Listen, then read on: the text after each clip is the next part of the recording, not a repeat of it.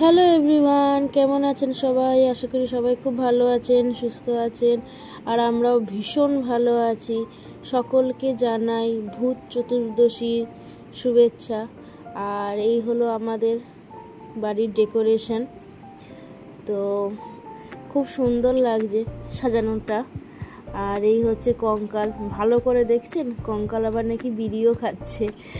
তো যাই হোক, এই হচ্ছে আমাদের বাড়ির বাইরের ডেকোরেশন।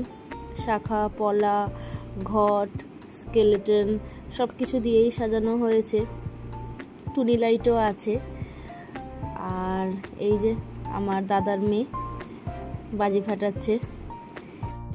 কালী পুজোতে বাজি না ফাটালে কি আর ভালো লাগে বলুন। আর এই হচ্ছে আমাদের ভেতরের ডেকোরেশনটা।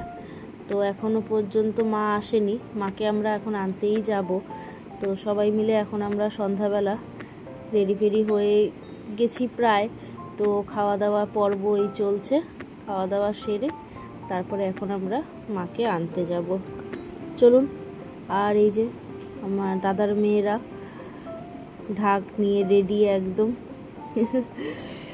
তো ওর মাঝখানে একটুখানি মজা টজা করা, আড্ডা, গল্প, কত কিছু।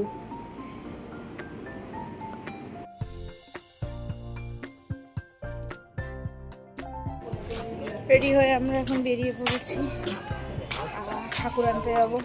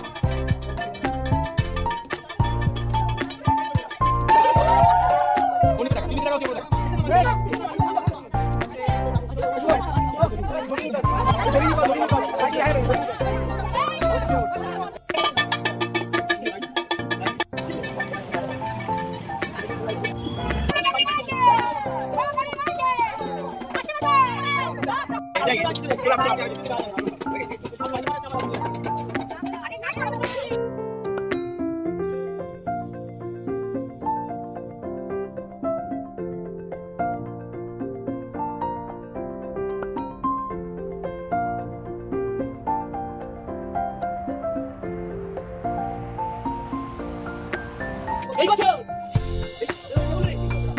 আস্তে আস্তে আস্তে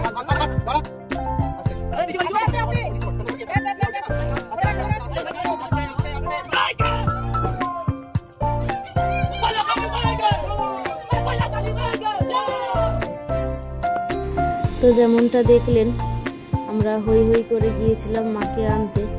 মা চলেও এসেছে আমাদের বাড়িতে। এখন মাকে সাজানোর পর্ব, শাড়ি গয়না দিয়ে মাকে সাজাবো, যাতে মায়ের এই অপরূপ সৌন্দর্য আরও ফুটে ওঠে। তো তারই মাঝখানে এই যে আমরা এখন একটু বসে মজা করছিলাম। তো আপনারা সবাই দেখে বলুন আমাদের বাড়ির মাকে কেমন লাগছে দেখতে শাড়ি গয়নায়। এটা আমার দাদার মেয়েরা করছিল।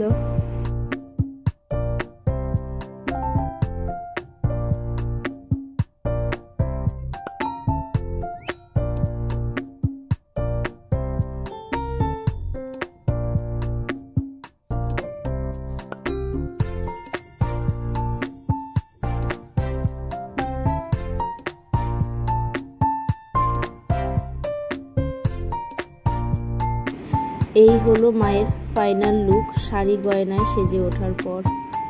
তো চলছে এখানে আলপনা পর্ব। তো সব কিছু হয়ে যাওয়ার পরে এখন আমরা বসে, আমি আর দাদা বসে আলপনা দিচ্ছিলাম। কিছুটা ভেতরেও দিয়েছি আর কিছুটা বাইরে, যে গলিটা দেখেছেন যেখানটা ডেকোরেশন করা হয়েছে সেই গলিটাতেও খানিকটা আলপনা দিয়েছি। চলুন তাহলে আজ এইটুকুই, আবার দেখা হবে অন্য একটি ব্লগে। সবাইকে টাটা, গুড নাইট।